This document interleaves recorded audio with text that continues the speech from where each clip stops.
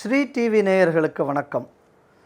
ஒரு தகுதியில்லாத நபருக்காக இன்றைக்கி இந்த வீடியோ பேச வேண்டியிருக்கு. ஆனால் அந்த நபர் இன்றைக்கி பேசினதுனால மறுபடியும் இதை ஞாபகப்படுத்தக்கூடிய தேவை இருக்குது என்பதற்காக இந்த விஷயத்தை பற்றி பேசுகிறேன். ஏன்னா இதை தொடர்ந்து பலர் பேசி வருவதனால.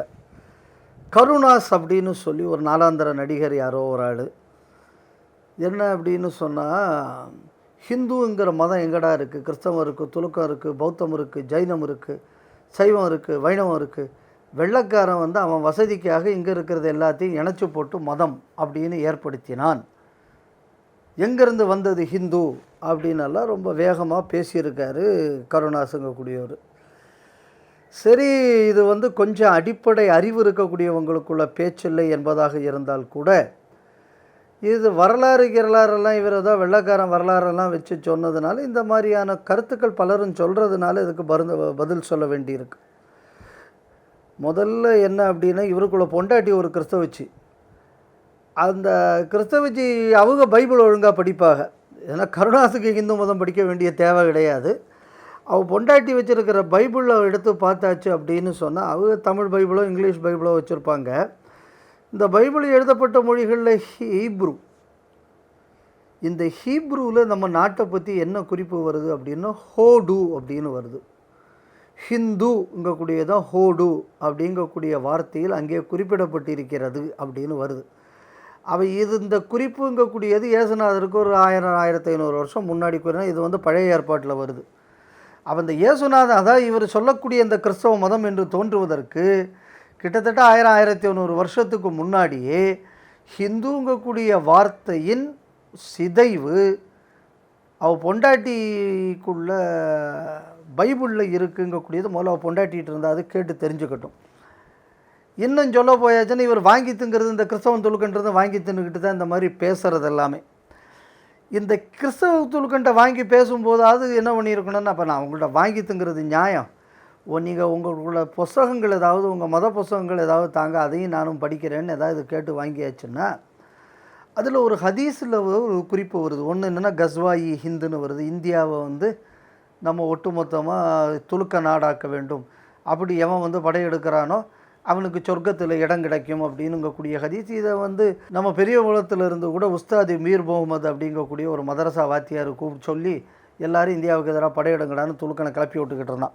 சரி, நீங்கள் வாங்கக்கூடிய அந்த துலுக்கண்டை கேட்டால் கூட அதில் கூட ஹிந்த் அப்படிங்கக்கூடிய வார்த்தை என்பது இந்த நாட்டை குறிக்கிறது, இந்த நாட்டில் இருக்கக்கூடிய இந்த மதத்தை தான் குறிக்கிறது.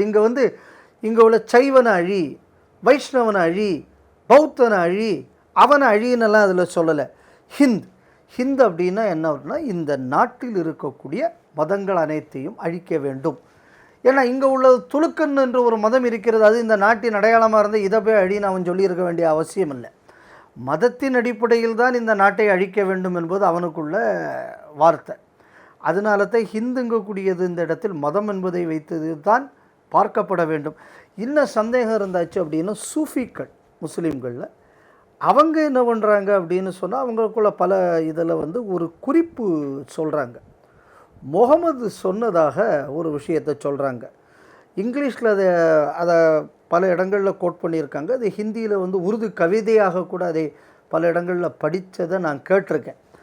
என்ன சொல்லுவாங்க அப்படின்னு சொன்னால், அந்த சொர்க்கம், அதாவது பாரடைஸ், அதுக்குள்ள சென்ட்டு எப்படி வருதான், இந்தியாவில் இருக்கக்கூடிய புழுதிகளிலிருந்து சொர்க்கலோகத்தின் வாசம் வீசுகிறதுன்னு ப்ராஃபட்டு சொன்னாராம். இப்படின்னு அவங்களுக்கு சொல்லக்கூடிய ஒரு வழக்கம் இருக்குது. அப்போ இந்த சென்ட் அப்படிங்கக்கூடியதுக்கு என்ன விளக்கம் கொடுப்பாங்கன்னா, இந்த நாட்டில் இருக்கக்கூடிய உயர்ந்த ஸ்பிரிச்சுவல் விஷயத்தை தான் ப்ராஃபட் சொன்னார் அப்படின்னு சொல்லக்கூடிய வழக்கம் அவங்களுக்கு உண்டு. அப்போ ஹிந்துங்கக்கூடியது நிலப்பரப்பு என்பதை விட இந்த நிலப்பரப்பில் இருக்கும் மதங்கள், மத கோட்பாடுகளை கொண்டது அப்படிங்கக்கூடியதை இவர் வாங்கி தின்னு யாருக்காக வேண்டி குறைக்கிறாரோ அவர்களே இதை அப்படி சொல்லியிருக்காங்க. ஆனால் நீங்கள் வாங்கி தின்னு குறைக்கக்கூடிய நேரத்தில் கொஞ்சமாவது எவனுக்காக குறைக்கிறீங்களோ அவனுக்கு இந்த நாட்டை பற்றி என்ன சொல்லியிருக்கானுவ அப்படிங்கக்கூடியதை கொஞ்சம் படிச்சிருந்தாச்சுன்னா இந்த பிரச்சனை வராது.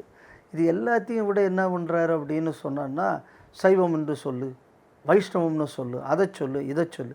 ஆமாம், நீங்கள் சொல்லக்கூடிய இந்த சைவமும் நீங்கள் சொல்லக்கூடிய வைணவமும் நீங்கள் சொல்லக்கூடிய சாக்தமோ இல்லைன்னா இந்த ஷண்மதங்கள், அது கௌமாரமாக இருக்கலாம், அது சௌரமாக இருக்கலாம், அது சாக்தமாக இருக்கலாம், கானாபத்தியமாக இருக்கலாம், எதாக வேண்டுமென்றாலும் இருக்கட்டும், இது எல்லா மதங்களும் ஒன்றை ஏற்றுக்கொண்டுள்ளது. அதற்கு பேர் வேதம்னு பேர். நீ சைவத்தை ஒழுங்காக படிச்சிருந்தேன்னா நீ வேதம்னா என்னன்னு உனக்கு தெரிஞ்சிருக்கும். நான் சைவன், நான் முருகனை மட்டுமே வணங்குகிறேன், அது ரைட்டு சொன்ன இல்லை. அப்போ தேவாரத்தில் வேதம்னுங்கக்கூடியதை பற்றி என்ன சொல்லியிருக்கு?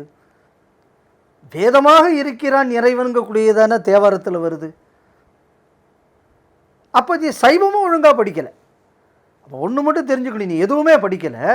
எவன்றிருந்தோ வாங்கின காசுக்கு நீ கூவிக்கிட்டு இருக்கக்கூடிய ஒரு ஹிந்து துரோகி என்பது இதிலிருந்து ரொம்ப தெளிவாகுது.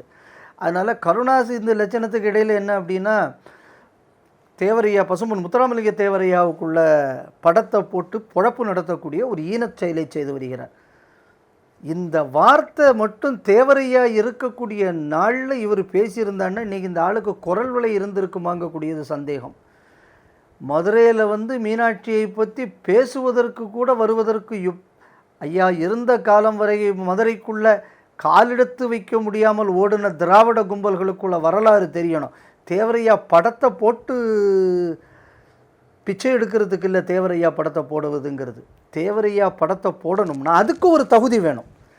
தேசியமும் தெய்வீகமும் எனது இரு கண்கள் என்று சொன்னவர். தெய்வீகத்துக்காக கிட்டத்தட்ட போர் தொடுத்த ஒரு மகான். அவர் எந்த சமயத்தை போற்றி புகழ்ந்தாரோ அந்த சமயத்தை கேவலப்படுத்தி பேசுகிறதுக்கு அவர் படத்தை வைக்கிறதையும் கூட ஒரு ஈன பொழப்புங்கக்கூடியது இந்த நாட்டில் எதுவும் இருக்க முடியாது.